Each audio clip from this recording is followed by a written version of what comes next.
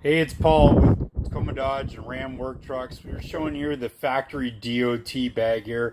It's got the cool little Ram logo and it's got the handles built onto it. Two zippers and a little Velcro on it, opens up. As you can see inside, it's all pre-assembled, so all you got to do is put it in there. Has the fire extinguisher in it.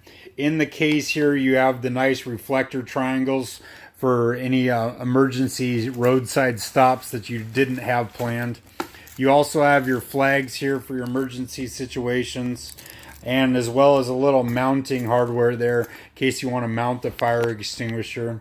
As well as on the side here is these little plastic baggies.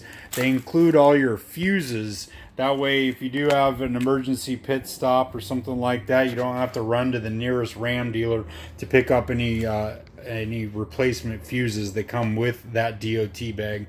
So I hope this helped you out so you know what the heck it comes with. If you have any other questions, hit us up.